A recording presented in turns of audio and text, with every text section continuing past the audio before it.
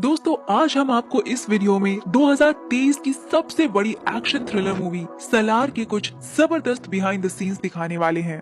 साथ ही बताएंगे इसके शूटिंग लोकेशंस यानी कि ये मूवी कहां-कहां शूट हुई है और उसके साथ कुछ इंटरेस्टिंग फैक्ट्स जो आपने शायद पहले कभी नहीं सुने होंगे। तो इस वीडियो को बिना स्किप करे एंड तक जरूर देखिएगा क्योंकि तभी तो आपको पता चलेगा कि आखिर एक्शन मूवीज की शूटिंग होती कैसे है। तो स्वागत है आपका आपके अपने चैनल अनिकेत निकम क्रिएशंस पर।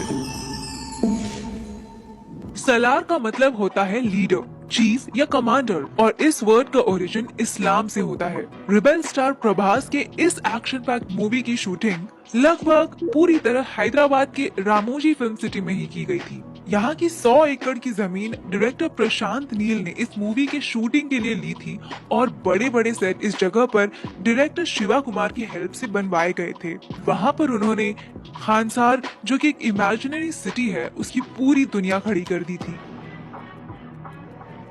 सलार के सिर्फ शूटिंग पार्ट को कंप्लीट करने के लिए टीम को 114 दिन लगे थे और उन्होंने इसे 5 शेड्यूल्स में डिवाइड किया था। फर्स्ट शेड्यूल, मूवी के शूटिंग की शुरुआत 27 जनवरी 2021 को तेलंगाना की गोदावरी खानी इस लोकेशन से शुरू हुई थी। मूवी में जितना भी कोल माइंस यानी कि कोयले की खदान वाला पार्ट है जिसमें प्रभास हमें मैकेनिक के ड्रेस में दिखाई देते हैं वो यहीं पर शूट किया गया था। स्क्रीन पर दिख रहे इस क्रूशल एक्शन सीक्वेंस की शूटिंग भी यहीं पर हुई थी। वहाँ की धूल, मिट्टी, गैस, धमाके, पॉइजनिंग जैसी चीजों से जान को खतरा हो सकता है और इसलिए स्पेशल परमिशन के बिना यहाँ पर कोई भी शूटिंग नहीं की जा सकती। रिक्वायरमेंट के अनुसार यहाँ पर आर्ट डायरेक्टर की हेल्प से ये सेट्स बनवाए गए थे। बिहाइंड द सीन्स में ये सेट्स भले ही आपको कच्चे और हल्के फुल्के लग रहे हो लेकिन मूवी देखते समय ये हमें काफी दमदार दिखाई देते हैं क्योंकि सीजीआई और वीएफएक्स से उनको पोस्ट प्रोडक्शन के टाइम बेहतरीन बनवाया जाता है। मूवी में हमें जो ये पैलेस देखने को मिलता है ये मैसूर का ललिता महल है। वैसे तो ये महल बहुत खूबसूरत दिखता है लेकिन वीएफएक्स के कमाल से इसे और भी ज्यादा खूबसूरत दिखाया गया है। सलार के वीएफएक्स वर्क को कंप्लीट करने के लिए 6 महीने लगे थे और इसका बैकग्राउंड स्कोर कर्नाटका के एक छोटे से विलेज में कंप्लीट किया गया है जहां मूवी के म्यूजिक कंपोजर रवि बसरूर जी का स्टूडियो है।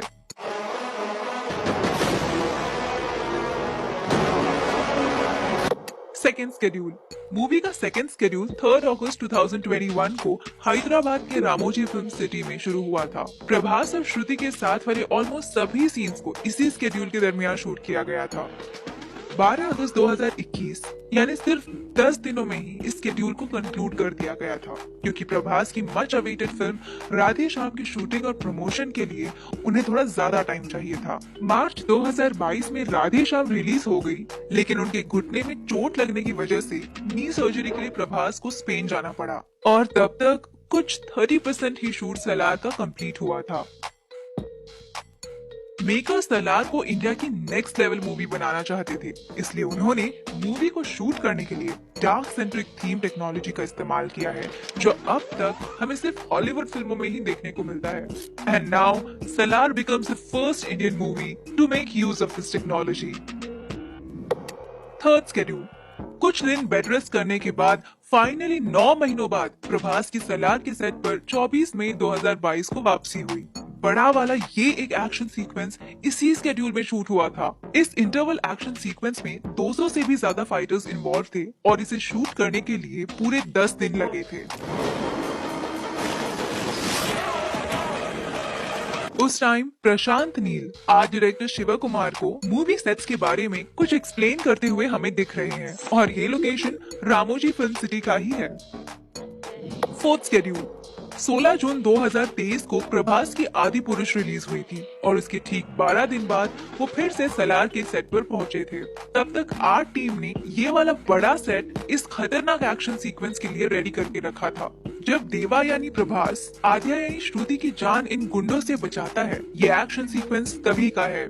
इसे कोरियोग्राफ किया है एक्शन डुओ अनबरीव ने और भी काफी सारे सीन्स को इसी स्केड्यूल के दरमियान शूट किया गया था। ये सबसे लंबा स्केड्यूल था और दिसंबर 2022 तक चला था। यहाँ तक मूवी का 80% पार्ट शूट हो चुका था। फिफ्थ स्केड्यूल, एक महीने बाद तुरंत फरवरी 2023 की फर्स्ट वीक में पांचवें यानी लास्ट शूटिंग स्केड्यूल की शुरुआत हुई थी और मंथ एंड तक इसे कंप्लीट किया गया था। मूवी के क्लाइमैक्स में जो 20 मिनट का लंबा और मेजर हाईलाइट एक्शन सीन में देखने को मिलता है, इस पर प्रशांत नील ने काफी ज्यादा ध्यान दिया था क्योंकि वो सलार के क्लाइमैक्स को काफी अलग और प्रभास की करियर का बेस्ट सीन बनाना चाहते थे, जिसमें वो काफी हद तक सफल भी हुए। लेकिन आपको जानकर हैरानी होगी कि सिर्फ इस 20 मिनट के सीन पर उनका 10 करोड़ का बजट खर्च हुआ था, which means on an average 50 lakh rupees पर मिनट। एडिशनल स्केड्यूल्स, पहले मूवी की रिलीज डेट 28 सितंबर 2023 रखी गई थी, लेकिन जब डायरेक्टर प्रशांत ने मूवी का फाइनल एडिट देखा तो उन्हें उसमें कुछ स्कोप ऑफ इम्प्रूवमेंट लगा। फिर उन्होंने मूवी की रिलीज डेट पोस्टपोन करके 22 दिसंबर 2023 की और अक्टूबर 2023 में एक एडिशनल एक्शन सीक्वेंस को शूट करके मूवी में ऐड किया और इसे उन्होंने बिग वॉर सीक्वेंस नाम दिया, जिसमें हमें जीप्स, टैंक्स और ट्रंक्स जैसी अलग अलग 750 व्हीकल्स देखने को मिलती है। डबिंग पार्ट, श्रुति और पृथ्वीराज इन दोनों ने 5 लैंग्वेजेस की डबिंग खुद ही की है। Wait. I need a drink. दारू है क्या? यानी कि आप हिंदी, तेलुगु, तमिल, कन्नड़ा या मलयालम किसी भी लैंग्वेज में इसे देखें तो आपको इन दोनों कैरेक्टर्स पर खुद इनकी ही आवाज सुनने को मिलेगी। हम सर में कैलकुलेटर रख के कुछ भी कैलकुलेट नहीं कर सकते। This is commendable. अब बात करते हैं प्रभास की। प्रभास ने साहो और राधेश्याम में खुद ही हिंदी में डब करने का ट्राई किया था। गली क्रिकेट में तो सब तेंदुलकर है। असली टैलेंट वो होता है जो भरे मैदान के बाहर सिक्सर मार सके। बट अनफॉर्चुनेटली वो वहाँ कुछ कमाल नहीं कर पाए। उसके बाद फिर आदि पुरुष हो या सलार, उनकी आवाज को डब किया है शरद केलकर साहब ने। आंसर अब लाल होगा। जिन्होंने बाहुबली से उनको अपनी दमदार आवाज देना शुरू कर दिया था। कुछ सोर्सेज की माने तो श्रुति हासन ने अपने इस आद्या के रोल के लिए 17 करोड़ की सैलरी डिमांड की थी, लेकिन बाद में इसे कट ऑफ करके 8 करोड़ में सेटल कर दिया गया। श्रुति का टोटल शूटिंग स्केड्यूल 50 डेज का था।